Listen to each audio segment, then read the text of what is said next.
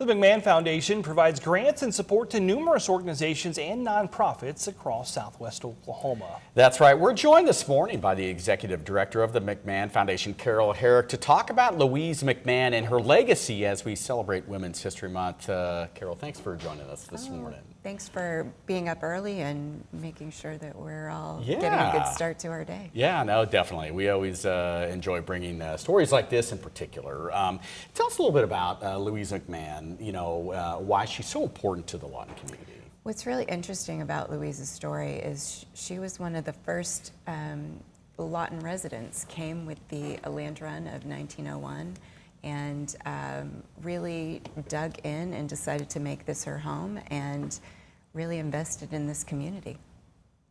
And of course, it is Women's History Month, so what makes her story so meaningful during this month? What's interesting is Louise started the foundation with her son in honor of her husband, but then her son passed away in 1945, and she really had to take their dream and carry it across the threshold at a time when women weren't allowed to have checking accounts without a cosigner.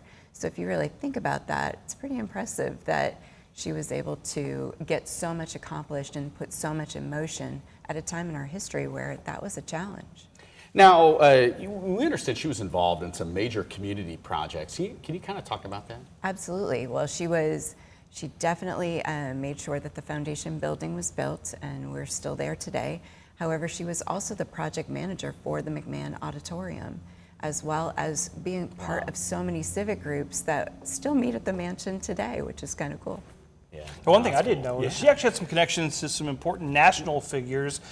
Who were those figures, and what do we know about that? Well, Mrs. McMahon hosted Eleanor Roosevelt, which we have a picture of, which is pretty neat to walk past that every day. If that doesn't inspire you to do good work, I don't know what would. So we're actually showing that on screen here. It is very impressive and pretty neat. Now it's 2026, right? How is the McMahon? Can you talk about a little bit of the McMahon Foundation legacy as we're moving forward? So the McMahon Foundation, every year we give out a certain amount of money, and every year that grows thanks to our Board of Trustees, who does a great job of stewarding the resources that were gifted to the foundation, courtesy of the McMahon family. This year we awarded over $4 million. Wow. And so we spend about 3,000 of that, so that includes multi-year pledges, but it's really impressive that we're able to keep that money and fuel projects right here in Comanche County. Now, how can folks out there find more information about the McMahon Foundation or possibly even get involved? Facebook. You can go to our Facebook page, and we'll be launching a website in about a month. Now, last question. Just you've been in the position as the executive director for about a year now, I think. A little less, little less than a year. As you've gotten kind of settled in there, I mean, what do you most admire about Louise McMahon, her story, her legacy, what she's done for the community?